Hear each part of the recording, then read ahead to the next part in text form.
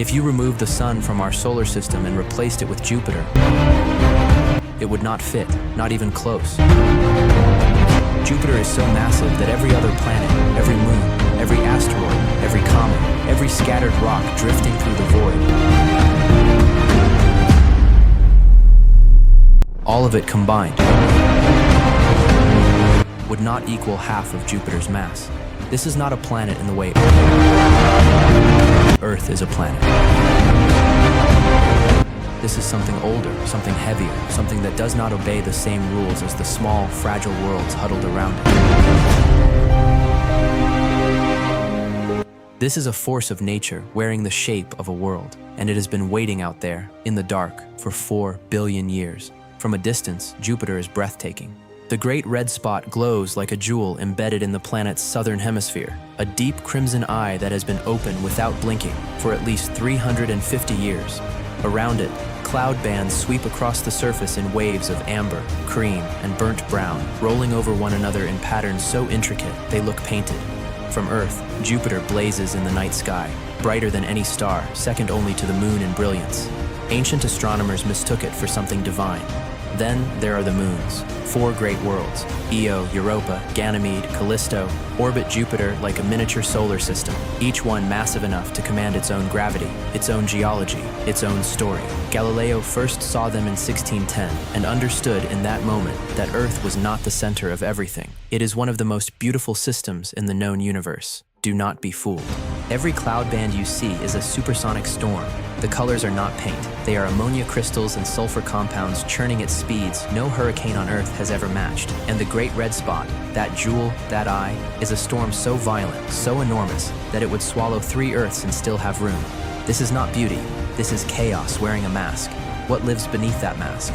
Jupiter has no surface. There is no ground, no rock, no place to stand.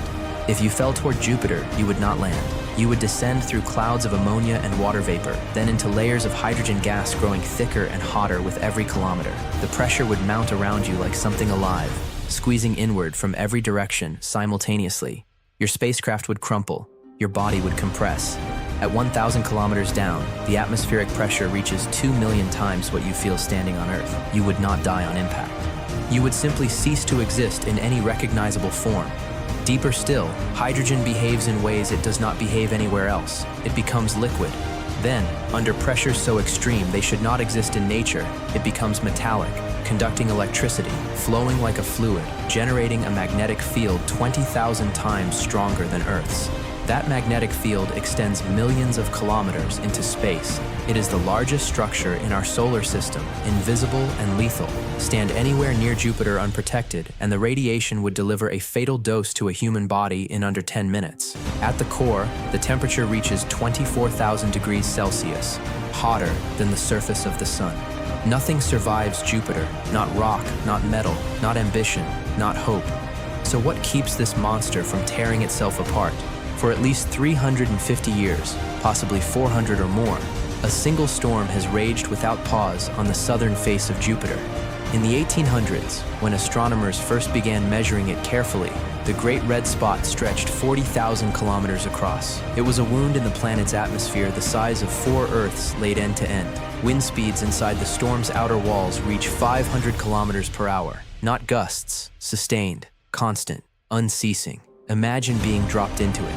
You would be spinning at 500 kilometers per hour before your mind could register where you were. There would be no up, no down, only the howl of winds that have been howling since before your great-great-great-great-grandparents were born. The pressure differential alone, between the storm's interior and its outer wall, would tear any structure apart before it reached the eye. But here is where the story turns strange. The Great Red Spot is shrinking. From 40,000 kilometers in the 1800s to roughly 16,000 kilometers today. Something is consuming the solar system's most famous storm, quietly, steadily, over centuries. Scientists have observed it, documented it, argued over it, and they still cannot say with certainty why it is happening or what will happen when it ends. Will it simply dissolve? Will the energy it has stored for 4 centuries dissipate quietly into the surrounding atmosphere? Or will it collapse violently into something new, something smaller and faster and more dangerous? Imagine a storm with the energy of Jupiter's red spot, compressed into half the space. No one knows what that looks like. No one wants to find out. In July of 1994, humanity watched Jupiter commit an act of violence visible from Earth. A comet called Shoemaker-Levy 9 had been captured by Jupiter's gravity, stretched and torn apart over years of orbital decay, shredded into 21 separate fragments strung across space like beads on a wire. One by one, those fragments fell. One by one, Jupiter consumed them. The largest impact produced a fireball larger than the entire Earth. The scars left in Jupiter's atmosphere, dark, bruised marks from each collision, remained visible for months. This was not an anomaly.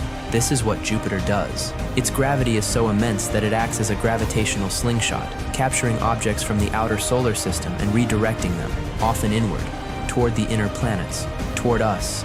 The asteroid belt itself exists because of Jupiter. 4 billion years ago, the material in that region of space should have coalesced into a planet. Jupiter's gravity prevented it. Instead of one world, there are billions of fragments, perpetually stirred, perpetually destabilized by Jupiter's pull. Scientists have long debated whether Jupiter is Earth's shield, intercepting comets and asteroids that might otherwise reach us, or whether its gravitational influence actually increases the rate at which dangerous objects are deflected toward the inner solar system. The answer, emerging from decades of modeling, is uncomfortable. It is both. Our protector, our executioner, perhaps both, perhaps neither. Jupiter does not choose. It does not calculate. It does not consider the small blue world in the third orbit. It simply exists, massive and indifferent, and the math of gravity does the rest. Whether that math saves us or destroys us depends entirely on factors no human being controls. Jupiter does not just rule the solar system. It has built its own. 95 known moons orbit the gas giant, a population of worlds ranging from small, captured rocks to bodies larger than planets. The 4 largest, the Galilean moons, are worlds unto themselves, and Jupiter is destroying every one of them. Io is the most volcanically active body in the solar system. 400 active volcanoes cover its surface. Lava plains stretch from horizon to horizon. Sulfur plumes erupt hundreds of kilometers into space. Io's surface is being constantly repaved, the old landscape melted down and rebuilt in a cycle that never stops. The cause is Jupiter. Tidal forces, gravitational stretching and squeezing as Io moves along its orbit, generate so much internal heat that Io is molten from the inside. Jupiter does not touch Io. It does not need to. It reaches across space with invisible hands and wrings the moon like a cloth, over and over, for billions of years. Jupiter does not just destroy from the outside, it burns you alive from within. Europa holds a liquid water ocean beneath its frozen surface, kept warm, again, by tidal heating. Imagine an ocean, twice the volume of all of Earth's oceans combined, sealed beneath kilometers of ice, in a world that orbits a monster. Whether something lives in that ocean is a question that may define the next century of human exploration. Ganymede is larger than Mercury.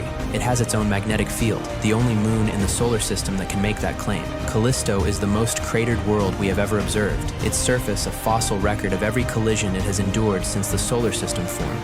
A world that remembers everything. A world that has survived everything. These moons should not exist in the state they do. They have been tortured by Jupiter for 4 billion years. And still, they orbit. What does that say about endurance? What does it say about the things that survive in the shadow of something that wants to consume everything? The ancient Romans named this planet after their king of gods, the ruler of Olympus, the highest authority in the heavens. They did not know how right they were, and they did not know how wrong. Jupiter is not a king who rules with wisdom or intention. It is a king who consumes. For 4 billion years, it has been the silent architect of our solar system, hurling objects into the void, preventing planets from forming, tearing comets apart, squeezing moons until they glow with internal fire. It has shaped everything around it, not through design, but through the blind, irresistible mathematics of mass. Earth exists, in part, because of Jupiter. The water in your body may have arrived on comets that Jupiter redirected inward in the early solar system.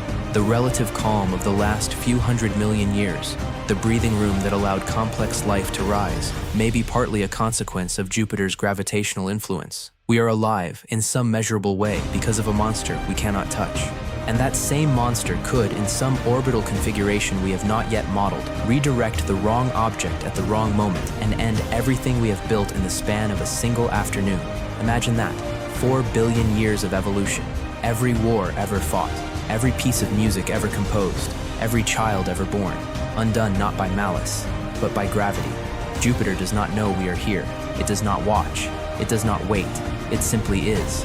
Vast, ancient, indifferent, and more powerful than anything else in the neighborhood of our small sun. We live in its shadow, whether we look up or not. Keep looking up. Just do not look too long at the giant in the dark. It is already looking back.